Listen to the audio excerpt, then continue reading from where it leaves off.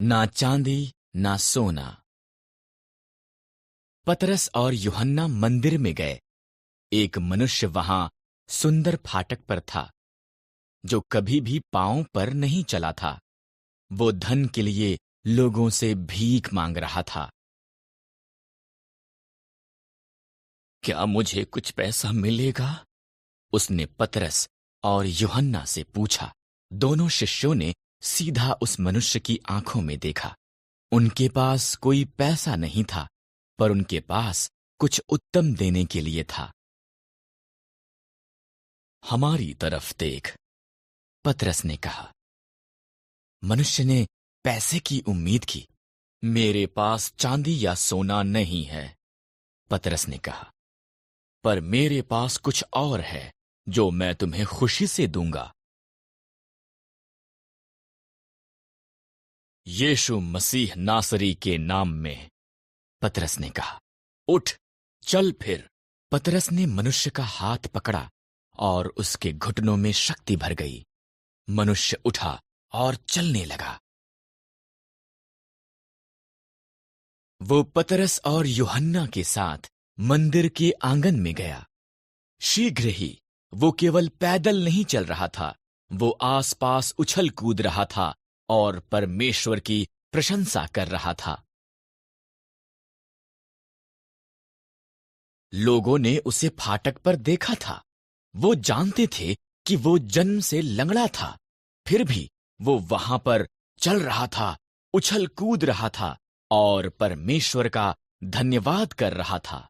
हर कोई आश्चर्यचकित था। पतरस ने लोगों को उसके बारे में बताया जिसकी शक्ति ने मनुष्य को चंगा किया था। उसने यीशु के बारे में उन्हें बताया।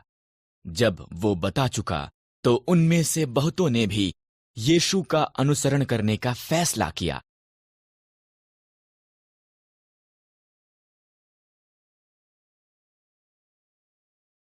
बालों की कहानी।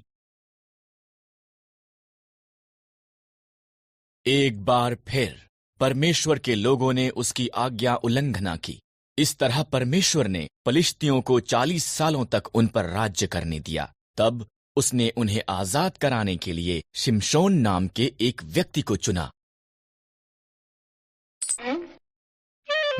एक स्वर्गदूत ने शिमशोन की माता से वादा किया था कि वो पुत्र को जन्म देगी। शिमशोन को परमेश्वर के साथ 3 वादे करने होंगे। कभी भी मदिरा नहीं पीना, कभी भी मुर्दों को नहीं छूना, कभी भी अपने बालों को नहीं काटना। परमेश्वर ने शिमशोन को बहुत शक्तिशाली बनाया। उसने एक सिंह को मार दिया और मधुमक्खियों ने उसकी लाश में शहद बनाया। शिमशोन ने परमेश्वर के साथ उसके वादों में से एक को तोड़ते हुए मरे हुए सिंह को छू लिया, यहाँ तक कि उसने शहद भी खाया।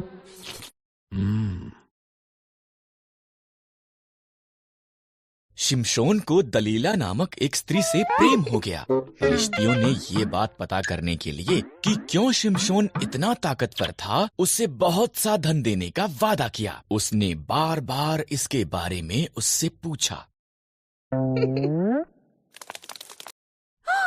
अंत में शिमशोन ने दलीला को उसका रहस्य बता दिया। अगर मेरे बाल काट दिए जाएं, तो मेरी ताकत चली जाएगी। इसलिए जब वो सोया हुआ था, दलीला ने एक व्यक्ति को उसके बाल काटने के लिए बुलाया। शिमशोन की ताकत उसमें से चली गई।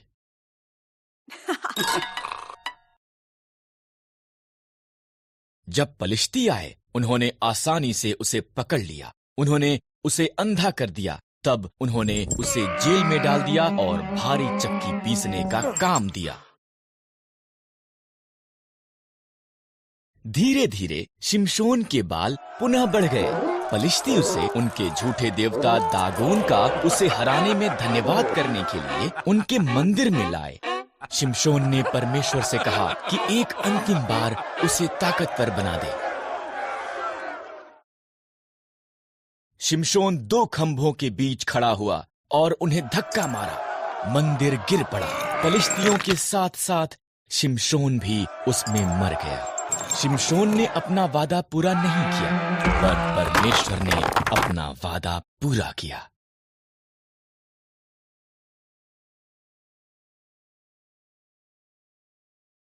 जहां भी तुम जाओ।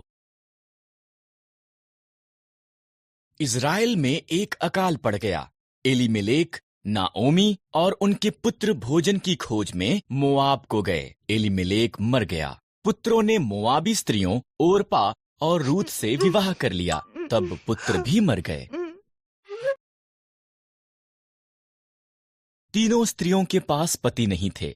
जब इज़राइल में अकाल समाप्त हो गया, नाओमी ने घर जाने का फैसला किया। मोआब में ही रहो। उसने अपनी बहुओं से कहा, ये तुम्हारा घर है।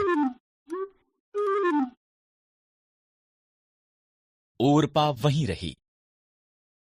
ये इज़राइल में ओरपा वहीं रही, पर रूथ ने कहा, जहां भी आप जाओ मैं जाऊंगी। आपके लोग मेरे लोग होंगे, आपका परमेश्वर मेरा परमेश्वर होगा। रूथ और नाओमी इकट्ठे वापस इज़राइल को गईं।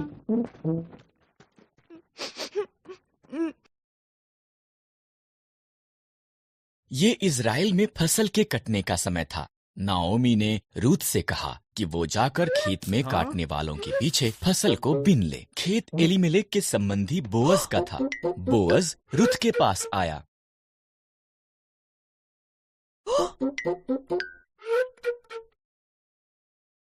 तुम नाओमी के साथ बहुत अच्छी रही हो, बोअज ने कहा। घर छोड़ना मुश्किल रहा होगा। परमेश्वर तुम्हें आशीष दें। उसने रूथ को भोजन दिया और अपने जवानों को उसकी देखरेख करने को कहा।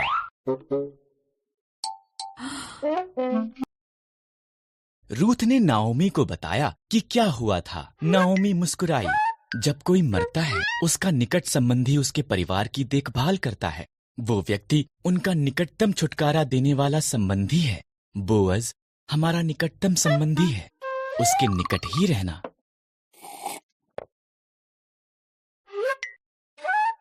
इसलिए रूथ बोअज के निकट रही। वो हर दिन उसे और ज्यादा पसंद करने लगा। बोअज ने एलीमेलेक की जमीन खरीदी और नाओमी और रूथ की देखभाल की। तब उसने रूथ को उसके साथ विवाह करने के लिए कहा। रूथ से एक पुत्र ओबेद पैदा हुआ। ओबेद का पुत्र यिशै था। यिशै का पुत्र दाऊद था और दाऊद इज़राइल का महान राजा बन गया। इसलिए परमेश्वर ने रूथ को आशीष दी, ठीक जैसा कि बोअज ने प्रार्थना की थी।